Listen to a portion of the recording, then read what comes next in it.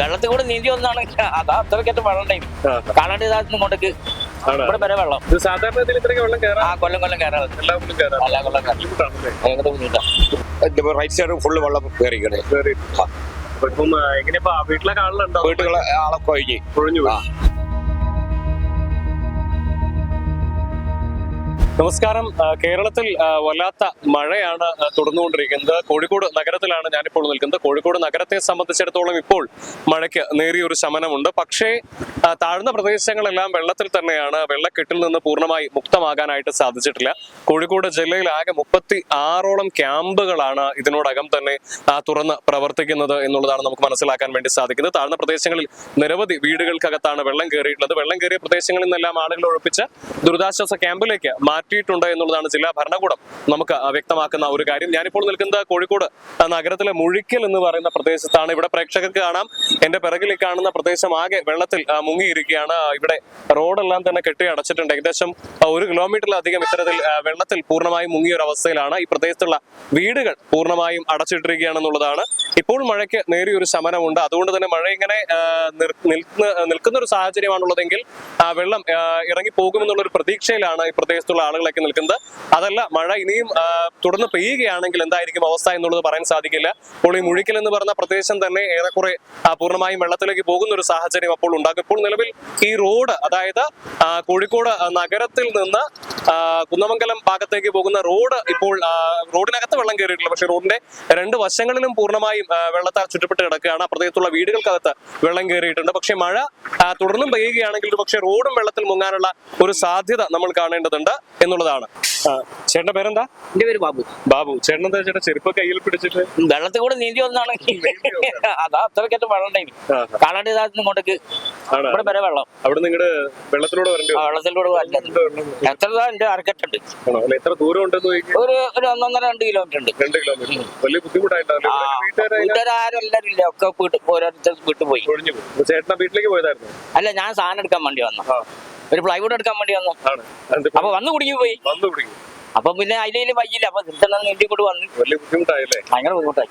സാധാരണ വെള്ളം ആ കൊല്ലം കയറാറ് എല്ലാ കൊല്ലം ഭയങ്കര ബുദ്ധിമുട്ടാണ്. ഇത്രയധികം വെള്ളം ആദ്യം ഉണ്ടായില്ല. എത്ര 18-ലോ 19-ലോ അങ്ങനെ ഉണ്ടായില്ല. ഇപ്പോഴാ കൂടുതൽ. ഇപ്പോഴാണ് ഇങ്ങനെ ആളുടെ ക്യാമ്പിലേക്ക് മാറ്റിയിരിക്കുക. അതൊന്നും അറിയില്ല. അതൊക്കെ അറിയണ ഇവരോട് ചോദിച്ചാൽ ഇവരാണ് ഇവിടുത്തെ. ചേട്ടാ നമസ്കാരം. ഇവിടെയുള്ള ആളുകളെയൊക്കെ ക്യാമ്പിലേക്കാണ് മാറ്റി? പ്രദേശത്തുള്ള വീട്ടിലെ ക്യാമ്പില് 200 ക്യാമ്പിലേക്ക് മാറ്റി. നിങ്ങൾ ചേട്ടനൊക്കെ ഇതിനകത്ത് ഇതിലാ പോണ്ടി, ഒരു റോഡിനാ പോണ്ടി. അതിൽ കൂടെ ഒരു ഷോർട്ട് വഴി. വീട്ടിൽ വെള്ളം കയറിയോ? ഇല്ലല്ല, വീട്ടിലേക്ക് കയറി. ഇപ്പൊ ഭയങ്കര ബുദ്ധിമുട്ടായി. സിറ്റിന്നുള്ള വീട് വെള്ളത്തിലാണോ മുഴുവനായിട്ട്? വീട് വെള്ളത്തില്ല. വീടിന്റെ താഴെ ഭാഗത്ത് ഫുള്ള് വീടാ. എന്റെ വീട് വെള്ളത്തിലായില്ല. എത്ര ദൂരം ഉണ്ട് ഇങ്ങനെ? ഇതിന് ഒരു 4-5 വീട് ദൂരം വ്യത്യാസമുണ്ട്. 100 മീറ്റർ. 100 മീറ്റർ വെള്ളം 100 മീറ്റർ വെള്ളമുണ്ട്. വഴിക്കൊക്കെ വെള്ളം റൈറ്റ് സൈഡ് ഫുള്ള് വെള്ളം കയറിക്കണേ. വീട്ടിലെ ആളുണ്ടോ? വീട്ടുകളെ ആളൊക്കെ ഒഴിഞ്ഞു. നമ്മളിപ്പോ വീട് വെള്ളം ഇറങ്ങുന്ന സമയത്ത് ക്ലീൻ ആക്കാനുള്ള പരിപാടിയിലാണ്. കുറെ രാവിലെ തുടങ്ങിയാണ്.